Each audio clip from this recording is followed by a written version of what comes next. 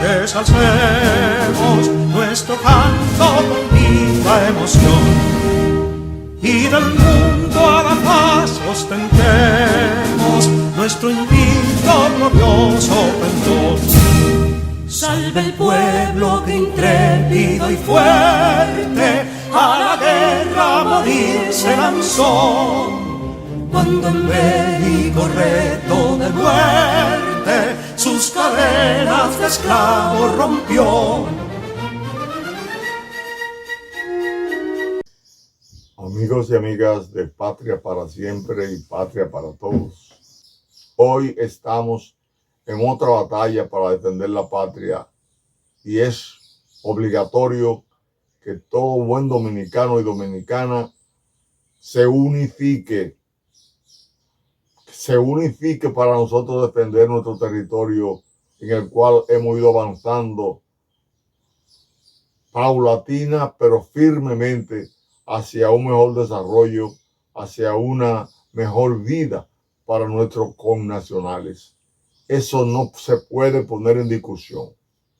De ahí que nosotros solicitamos que se haga una cumbre de líderes en este momento para realmente todos responderle de manera organizada a las pretensiones de la ONU de que aquí se hagan campos de refugiados, de que aquí los haitianos que tienen grandes problemas desde muchos años puedan entonces entorpecer la marcha del crecimiento, desarrollo, estabilidad, unidad que hay en la República Dominicana, a pesar de algunos matices.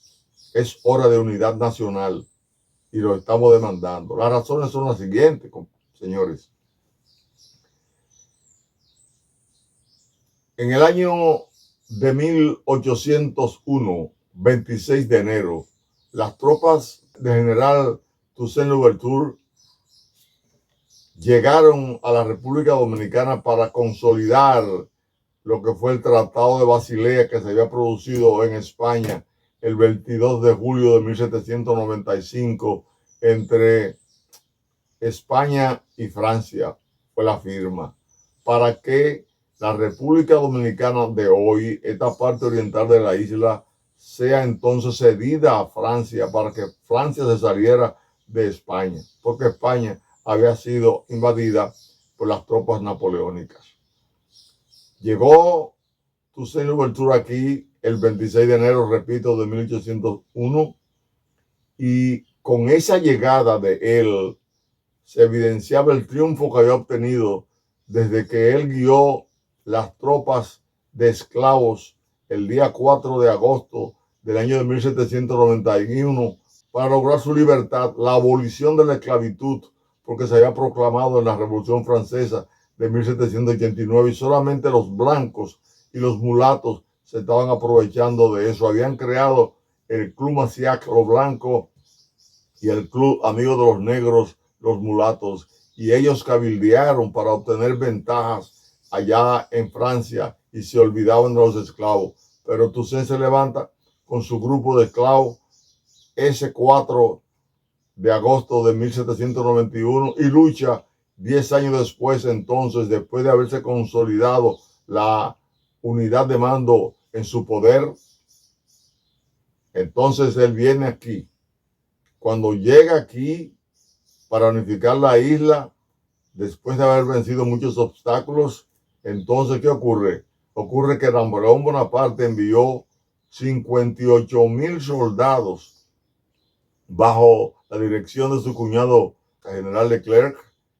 Cuando Toussaint ve que ya en ese 29 de enero de 1802 esas tropas llegan, van camino hacia Haití, él se va hacia Haití entonces a combatir esas tropas, una tropa que perseguían devolver a los esclavos a su estatus de esclavitud anterior, desconocer la libertad que habían alcanzado a fuego y sangre.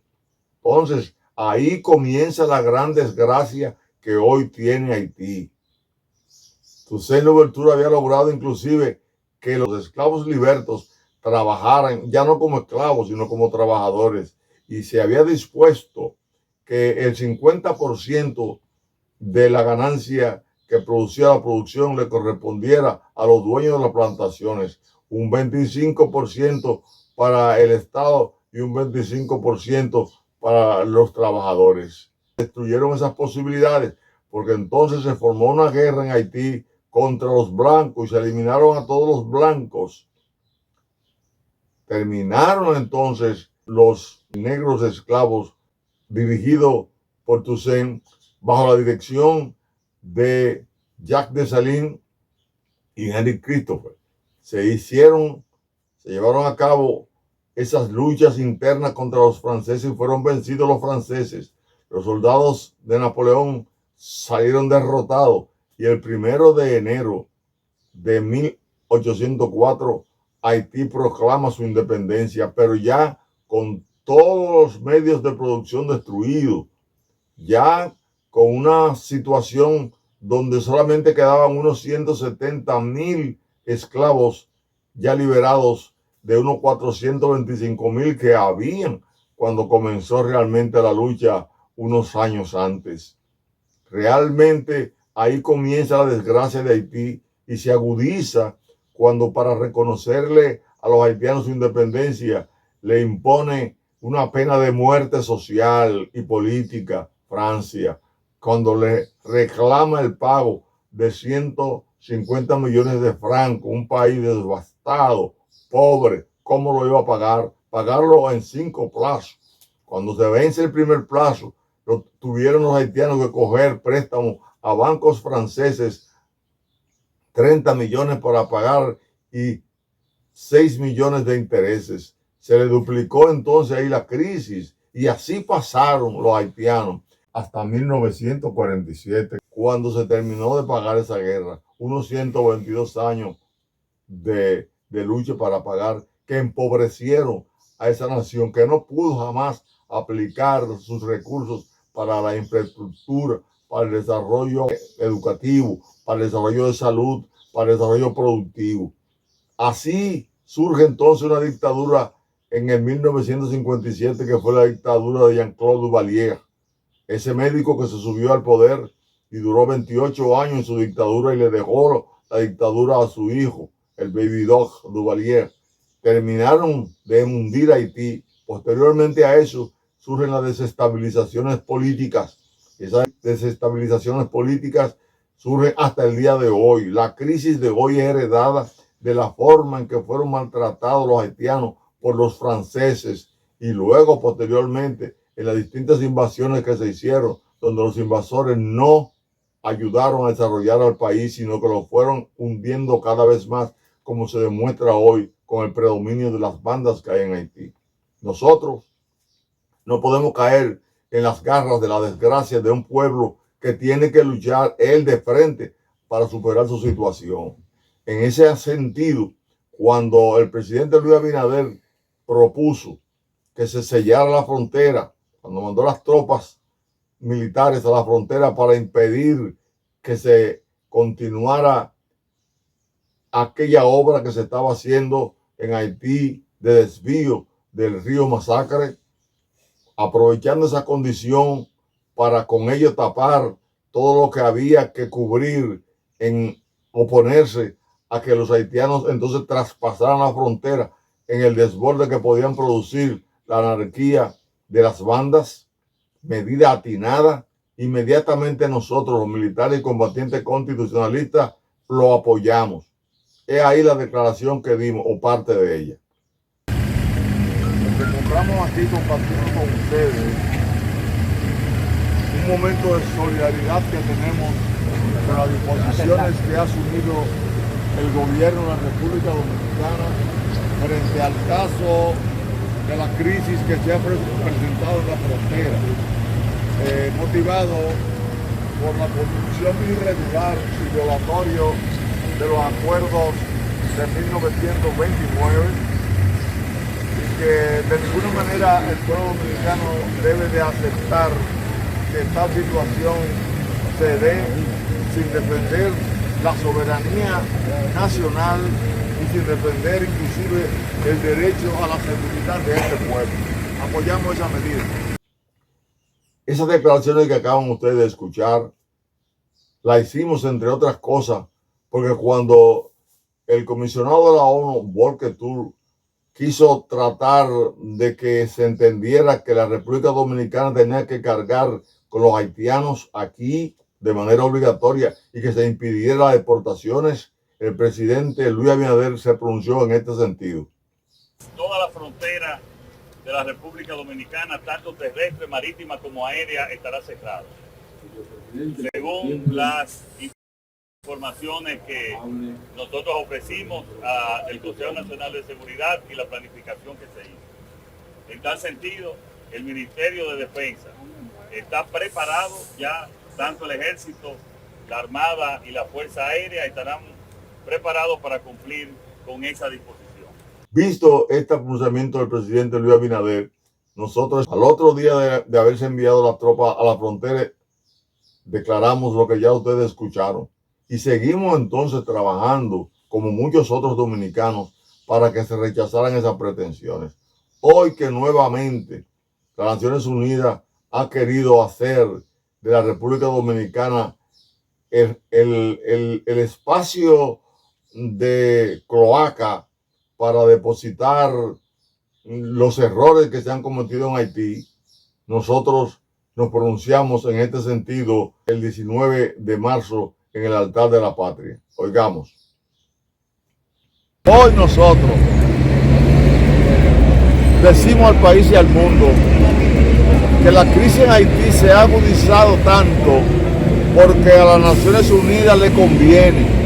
Las Naciones Unidas es la culpable de que la crisis haitiana no se haya ido menguando, porque hace cerca de 6 meses que se determinó mandar tropas extranjeras para ayudar a la policía haitiana y esas tropas no han llegado. En esa medida se han ido incrementando los problemas. También nosotros le decimos a la oposición dominicana que si no colabora con la formación de un comité nacional para la defensa de este país, se está haciendo cómplice de la ONU y de los enemigos del país, y que ellos pueden terminar no solamente perdiendo las elecciones del 19 de mayo, sino desacreditados para no sacar la cabeza más. Bien, ese llamado que le hemos hecho a todos los dominicanos es para que, so pena de ser penados por la historia, defiendan la patria, porque la patria tiene que estar primero. Ese pronunciamiento lo han hecho también antes, durante y después otros grupos del país, muchos inclusive de los programas interactivos que tenemos en el país, muchos de sus líderes se han pronunciado al respecto y a favor de la patria para impedir que la República Dominicana sea el espacio donde se depositen todas las desgracias que hay en Haití, entendiendo nosotros que Haití hay que forzarlo a entender su historia, a entender su responsabilidad, y la única manera que nosotros podemos obtener, ayudar a Haití es forzándolo a quedarse en su país, luchando como hemos luchado nosotros en diferentes momentos de nuestra historia. Además, para que cada una de las naciones del mundo puedan hacer la ayuda a Haití de recibir allá sus nacionales. Ayer vimos con beneplácito cómo los Estados Unidos, por ejemplo, lo que ha hecho es aumentar el plazo para darle protección temporal a los haitianos. La protección temporal a los haitianos la aumentó hasta agosto los Estados Unidos. Francia puede hacer lo mismo. Canadá puede hacer lo mismo. Otros países del mundo como Alemania, China, todos esos países, la Unión Europea, la OTAN, deben pronunciarse en favor de que los haitianos que tengan que salir por la presión que existe hoy, que quieren que nosotros los recibamos, que los reciban ellos. La carga tiene que ser repartida entre todos.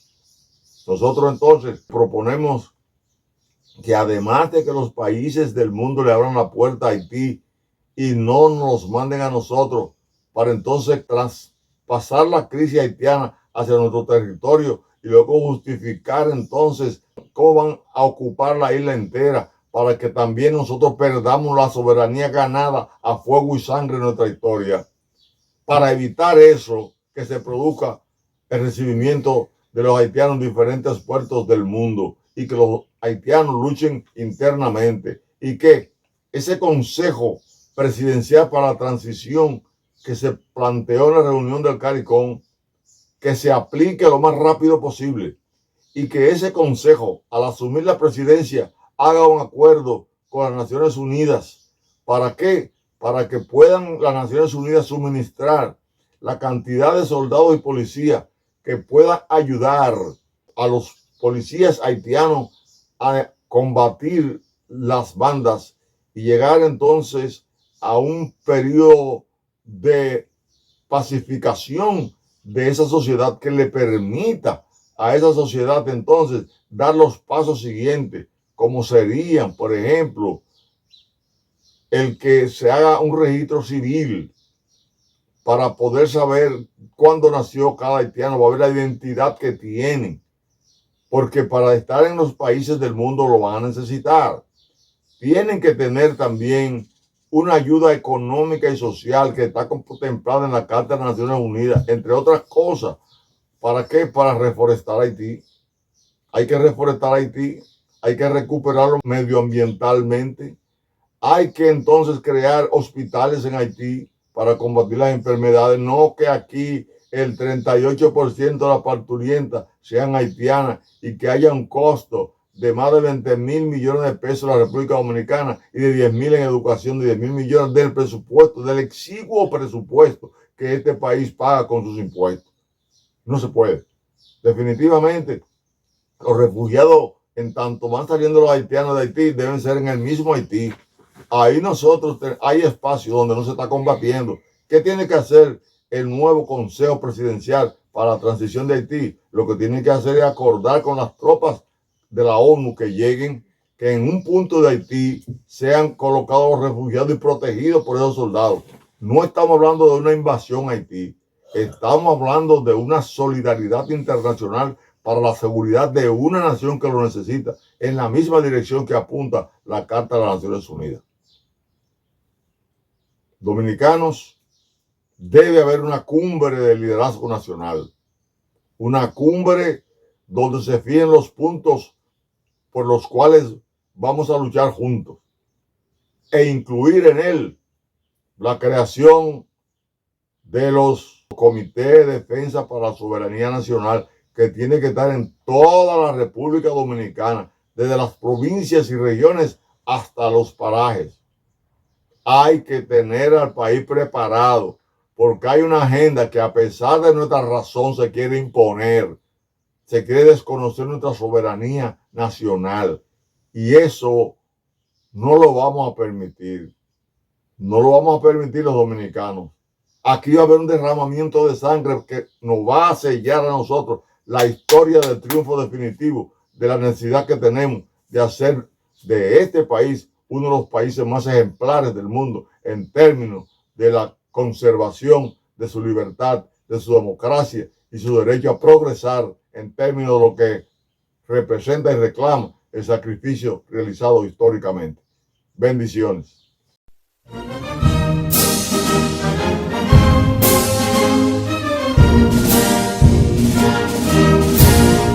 Quisqueyanos valientes alcemos nuestro canto con viva emoción y del mundo a la paz ostentemos nuestro invicto glorioso pendón. Salve el pueblo que intrépido y fuerte a la guerra a morir se lanzó, cuando en bélico reto de muerte sus cadenas de esclavos rompió.